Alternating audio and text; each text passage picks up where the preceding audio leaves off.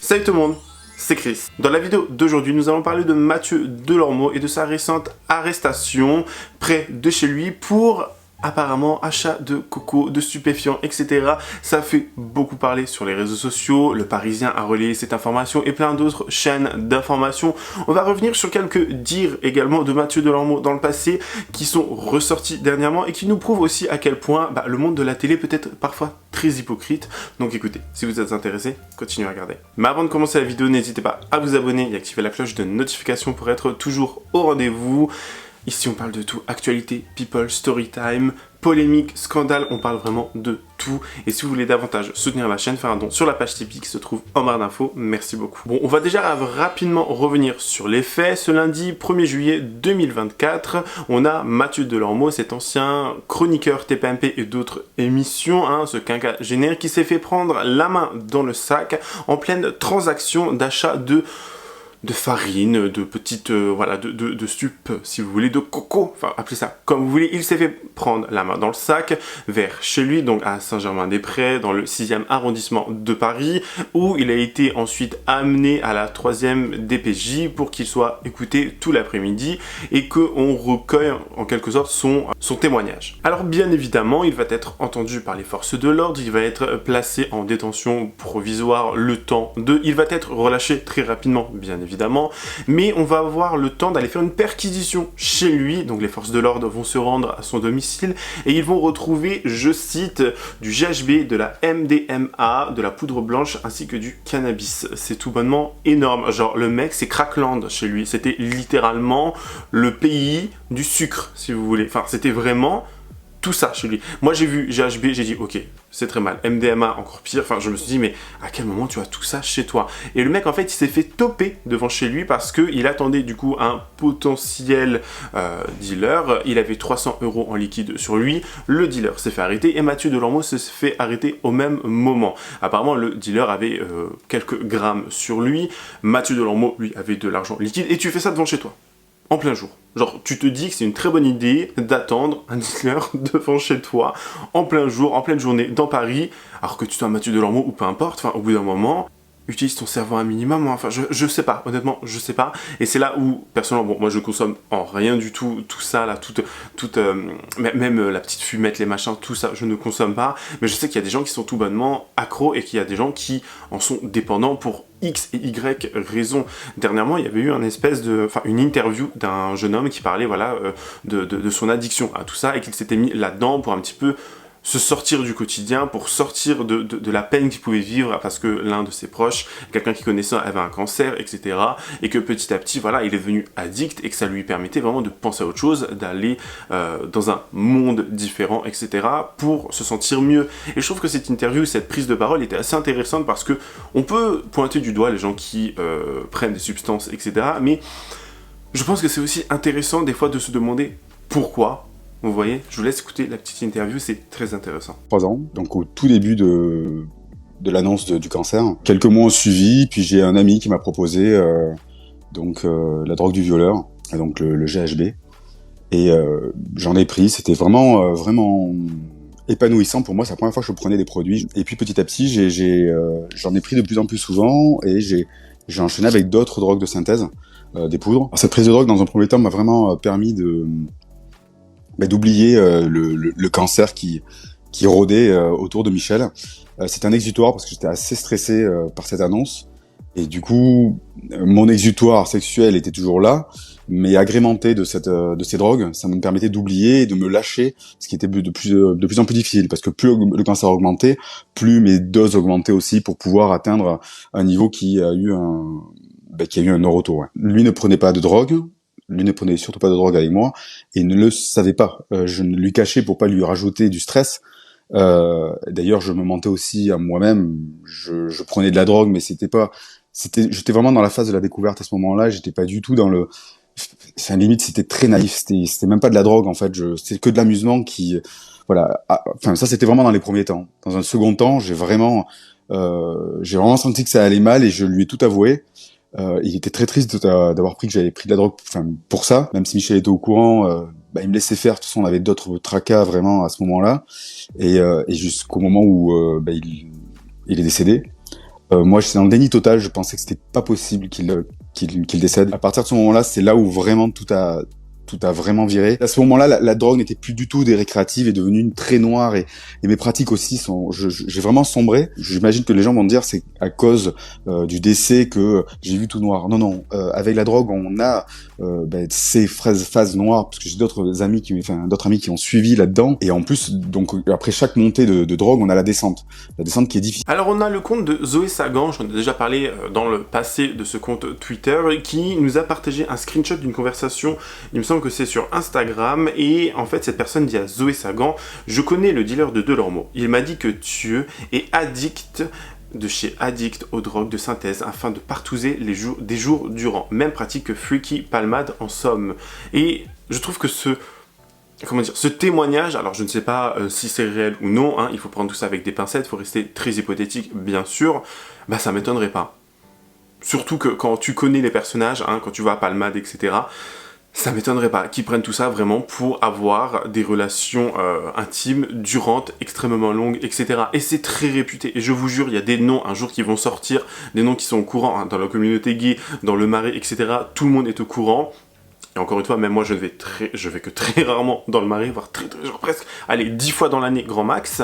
Et je vous jure qu'il y a des gens qui sont extrêmement connus, des gens, hein, des gens qui ont une notoriété de dingue, qui eux-mêmes sont connus, et qui, littéralement, font ce genre de choses, qui font des partouzes, mais alors qu'ils se disent hétéros aussi, ça, c'est peut-être important de le rappeler.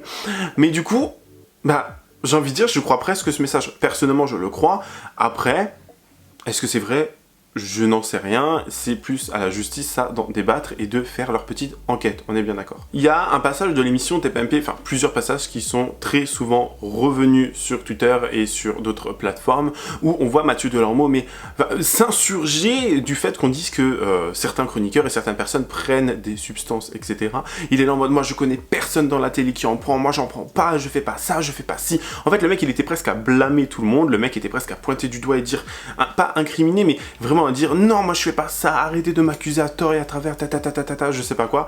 Et vraiment le mec, les gens se sont dit mais il se prend pour qui vraiment, parce que on voyait le mec, il était à fond dans le truc, genre vraiment, non, je connais personne, machin. Il vivait sa vie, c'était la commedia dell'arte, si vous voulez. Hein. Je vous laisse regarder les quelques passages qui sont assez intéressants, selon moi.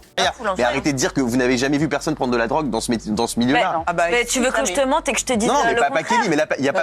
Kelly, Je peux pas croire que personne autour de la table ne connaisse pas quelqu'un dans le milieu. Non, tu peux entendre des choses, mais on sort pas avec. On n'a pas ce lifestyle dont tu parles. Ah non, pas vous. Moi, je connais aucun animateur avec ton ça. Par exemple, qu'il aurait fallu dénoncer ou... Et pour petit rappel, Mathieu Delormeau, ça fait un petit moment qu'il a quitté TPMP, beaucoup de gens étaient contents parce qu'il n'en pouvait plus. Je vous rappelle que Mathieu Delormeau a dit que Bilal Hassani ne représentait en rien la communauté gay parce que trop extravagant, trop efféminé, trop ci, trop ça.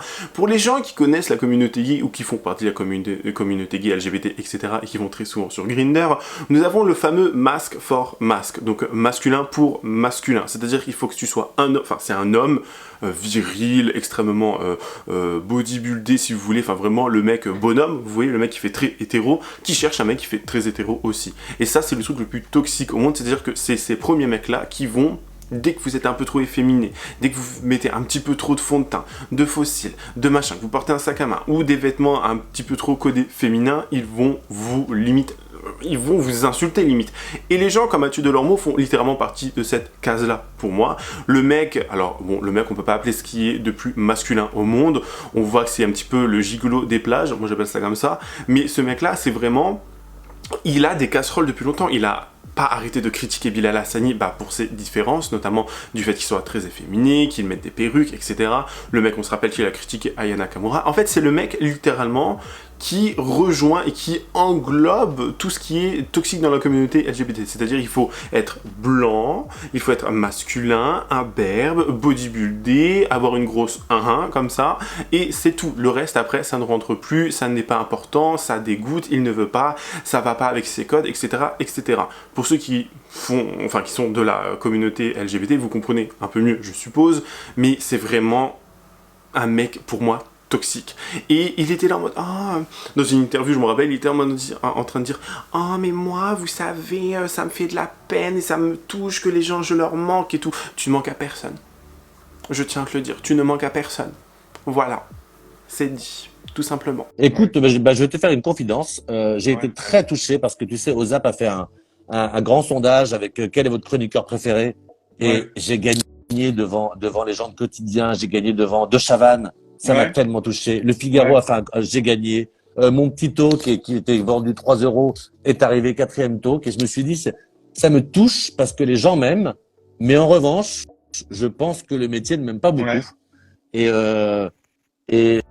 je crois que les gens m'aiment, mais je fais partie de je sais pas, comme Galabru à l'époque, quoi. Mais je crois qu'en revanche, les chaînes de télé ne m'aiment pas beaucoup. Donc, je sais pas où me reverra, mais je ne peux pas dire que je sois très sollicité. Et je t'avoue que ça me fait de la peine, mais j'ai fait quelques entretiens d'embauche. Et tu sais, les gens te disent souvent plein de compliments. Hein. Oh, t'es intelligent, t'as le charisme, t'as le sens de la formule, ta. Bah, je commence. Ouais, mais non, en fait, t'es